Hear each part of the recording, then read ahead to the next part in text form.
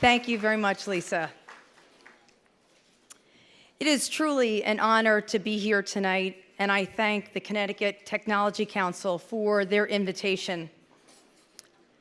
For me, being involved in technology was never a goal, yet in so many ways, technology was an influence in my life, and it has set me on a new and exciting course to reach higher at Frontier Communications. The road to this event started when I was 14. Working while I was in my freshman year, you learn a lot about yourself and others when you start working at a young age. What I learned has paid powerful dividends. I grew up in a fine little town in New Jersey, part of an immigrant Irish family. The dialogue at home was about working, doing it yourself, and saving money. The Kelly motto was, buck up, no excuses. After my parents divorced, I was often the parent in the house. It is a hard but effective way to learn to multitask and have that kind of responsibility at a very young age. Despite it all, I don't remember being tired. In fact, I must have radiated energy because Coach Weinberg was starting a girls' cross-country team and asked me to join. I had no idea what cross-country running was, but I learned. I wound up joining the indoor and the outdoor track teams. I remember Coach Hackbarth yelling the Irish Catholic motto, just remember, girls, no pain, no gain. Sports teams became my second home and a great outlet for the stress at home. Sports kept me focused on goals, something that continues today. Soon it was time for college, but researching schools in 1979 was vastly different than it is today. Why? Technology. I bought, and many of you recall this, the Barron's Book of Colleges, and dog-eared the pages of schools. Many of the young people here probably don't know what dog-ear is. I applied to 5 schools and hand-wrote each application, as many of my peers in the room did. I just saw how my daughter Grace, a senior in high school, applied to schools. She did virtual tours of schools, tons of online research, and applied to none less than 13 colleges. I am convinced she will find a way to send me her virtual laundry, though. With technology, of course. I went to Franklin and Marshall College in Lancaster, Pennsylvania, and was immediately, frankly, a fish out of water. This Jersey girl did not know what preppy was. I didn't know what docksiders were, I didn't know what Izod brand was, and I sure didn't know what whales were doing on pants. They just didn't exist in my small town, my blue-collar town in New Jersey. The first year was really hard, academically and socially. I remember calling my mother, Colette, on a payphone, after waiting in line to use it, crying and saying to her I should transfer. But she reminded me that Kellys don't quit. Kelly's my maiden name. And her encouragement got me through it. This chapter of my life reminds me of a quote that I read by President Calvin Coolidge. He's not a top 10 president, but this quote really has stuck with me, and I hope it inspires you as well. Nothing in the world can take the place of persistence. Talent will not. Nothing is more common than unsuccessful men, and I'll add women, with talent. Genius will not. Unrewarded genius is almost a proverb. Education will not. The world is full of educated derelicts. Persistence and determination are omnipotent. The slogan, "Press on," has solved and always will solve the problems of the human race. And you know, when I read that quote, that persistence and determination are defining ingredients in success, I said to myself, I'm not the smartest person at F&M, but I can press on. I can control my attitude to muscle through and get the most out of college experience. I can aim higher. I think this marked the moment where I took responsibility for my life and my future. Technology was in a nascent state at that time. I took a number of statistics classes, and believe it or not, in order to run the SPS programs, you went to a computer center where you used punch cards to run huge IBM machines. We worked on terminals with green screens and blinking text. Yes, this is me in the center. I probably didn't have as nice of clothes then, but this is what we did. I would write my programs and come back the next day because in 1982, the programs were not real time. Rather, they were batch processing overnight. If your program had an error in it, you wouldn't find out till the next day. But we had nothing to compare it to back then, so we thought we were amazing. I graduated my F&M in 1984 as a business major and a psychology minor. Not a bad mix. I started at Mutual of New York, now known as Money Financial Services, just as a new gadget was unveiled at the Waldorf Astoria in New York City. It was called the PC. My timing in joining the workforce, in my view, was lucky. I was the junior GI and expected to figure out this new device in the workplace. There were no PC training classes, so I just played with it until I could make it work for me. And I have peers just a few years older than me who never adapted to the PC and have not been able to embrace the power of technology. At Money, I started in the IT department. I learned the foundations of project management, the critical path method, PERT charts, COBOL coding. My boss, I thought, was crazy because he made me calculate all the permutations of work time for the projects I was working on. But he was exactly right. Those PMO skills are ones that I still use today. So for the young people here in the room, your boss might seem crazy. Heck, your boss might be crazy, but keep an open mind. You're going to learn something from her or him.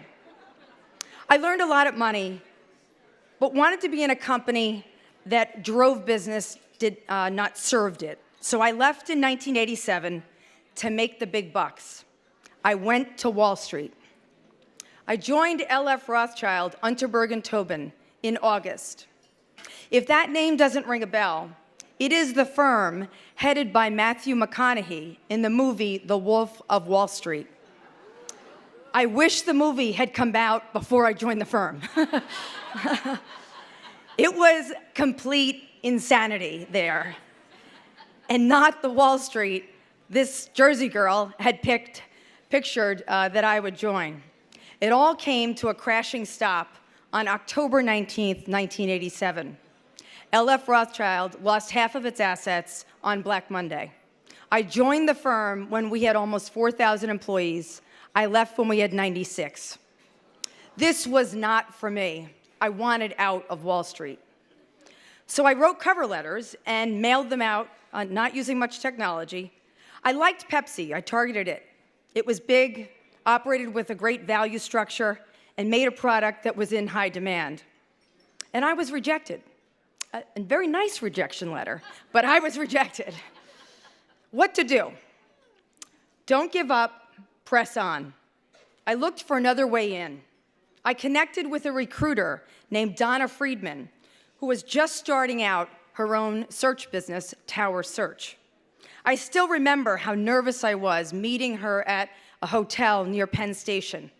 We sat down, and she gave me great advice on how to interview, edits to my resume. She pointed out typos and declared that Tower Search resumes do not have typos. Honestly, that's feedback I still remember today. And then she said she has an open search in the benefits department at Pepsi. Well, 10 interviews later, I was the benefits analyst at Pepsi. Persistence does pay off. And it makes me laugh to this day that Pepsi paid a search fee for an applicant that they had rejected. I did remind the recruiting department that after I got hired. I was at Pepsi nearly 17 years. I worked for John Gimblett, a technologist at heart, who let me dabble in new technologies, software scanning, hardware. One of my first big projects was to implement scanning technologies for the employee benefits enrollment process. Historically, elections had been entered manually.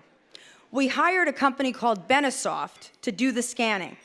I was in charge of the hardware and the team to physically scan the enrollment forms for nearly 20,000 employees. We quickly realized the scanning and application had not been tested for this volume of files, and the scanning process was taking an enormous amount of time. I needed a plan, so I hired some friends to scan the enrollment forms 24 hours a day.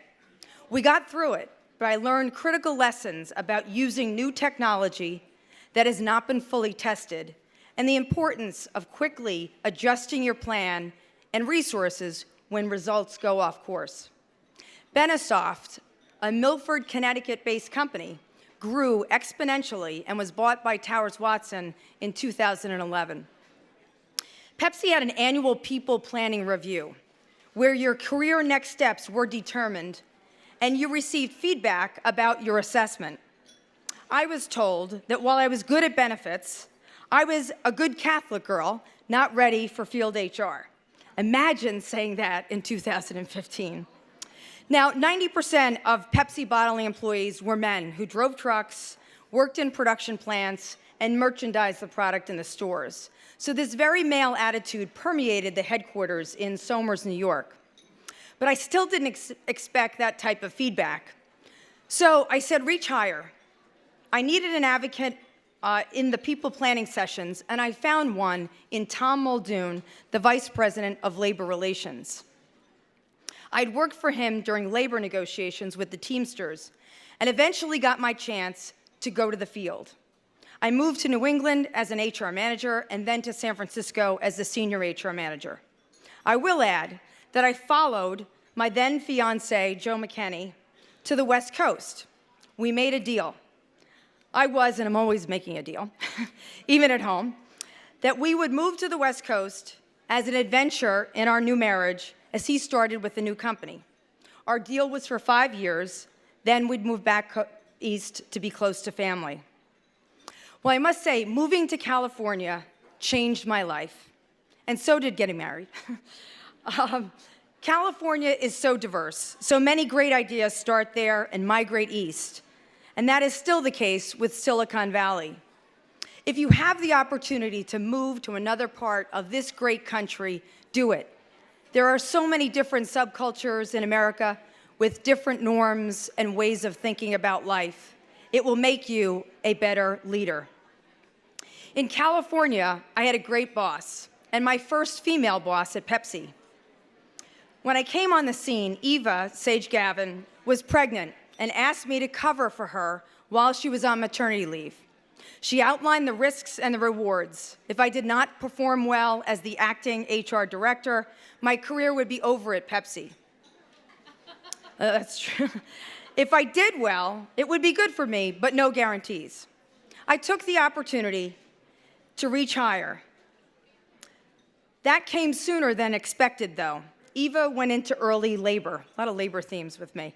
I remember walking her to her car, carrying her briefcase on a Friday. What we didn't know is the Teamsters local in Los Angeles had faxed a notice of intent to strike to the Pepsi headquarters that Friday. And how's this for technology? The fax got lost in the mailroom. So we didn't know about that fax. The following Tuesday, my second day as the acting HR director, 450 Pepsi employees represented by the Teamsters in Los Angeles went on strike in what we call leaving the trucks in the trade. So wherever the truck was, they left it running and left it in the trade. And all the employees walked out of the production plants. This began one of the most challenging aspects of my career, but a great learning time. There are no winners in a strike.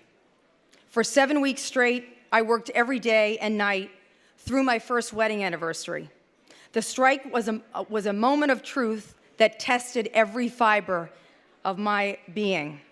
I led the team to run the business, service customers, keep our employees and plant protected, and figure out, with Tom Muldoon, how to get the strike settled. I faced critical questions daily and presented our plans every week to the CEO, Craig Weatherup. I had no blueprint and needed to step up because there was no choice. This experience is one I've often called upon to guide me in difficult situations and help me reach higher. I was now on the path to becoming a group vice president at Pepsi, and PepsiCo spun us off. I left Pepsi in 2005. I wanted the top HR job, and I knew I had the skills and should wait for the right fit. I received a call from Maggie Wilderotter. I had no idea, honestly, who she was. It turns out she was the CEO of Citizens Communication, now called Frontier, and she had been referred to me by Eva Sage Gavin. She called me and said she wanted to offer me a VP of training at her company. And in that moment, I said to myself, reach higher. I was really looking for the top HR job. We had a nice talk, and I ended the conversation. A few weeks later, in Maggie's style, she called back and she said, well, my head of HR job is now open. Will you come in and talk to me about a job at Frontier? I want to talk to you about how we can transform a telephone company into a leading provider of broadband in America. I was hooked. I joined Frontier in early 2006 as the Senior Vice President of Human Resources, reporting to Maggie. Today, Frontier Communications provides broadband, voice, video, and security products to suburban and urban rural America. Working for Maggie has been amazing. She pushes you to stretch your strengths and discover talents you never knew you had. She is an innovator. Her mind is always thinking about how to reinvent, how to make things simpler and more customer-focused. As I look back on my career, Maggie is the one who truly demystified technology. It's not that complicated. I learned about tech by asking about how things worked, by asking to see the equipment, by playing with the tools. Asking has given me the chance to take on so much more than human resources. Today, Frontier is a $6 billion company with 4 million customers around the country and more than 17,000 US-based employees. We acquired the AT&T Connecticut operations last October. Woo-hoo. Hey. And we will double in size next year with another acquisition. We offer UVerse, Fios, and Dish services, plus the IP services with digital products that are essential today. Device security and identity theft protection, called Frontier Secure. If you don't have identity theft protection, please make that investment. The ongoing data breaches at major institutions like Anthem, Target, Sony, and more prove that identity theft protection is as important as home and car insurance. At Frontier, I have the privilege of working with some amazing colleagues, many of who are here today, and I just want to say a shout out, go Frontier, Team Frontier.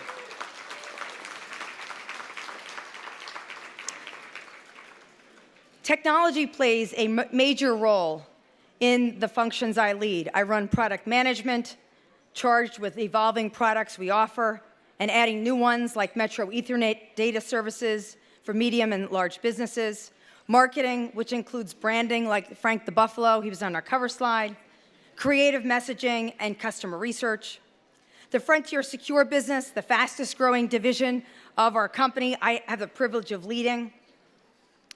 And I still run human resources and labor relations and responsible for 52 collective bargaining agreements with unions like the fine unions like the CWA and the IBW. So in conclusion, I started in insurance at Mutual of New York, and today I'm an EVP of Frontier Secure and Administration for what will soon to be a Fortune 250 company. I did it by embracing challenges, approaching everything with a learning mindset, and being bold.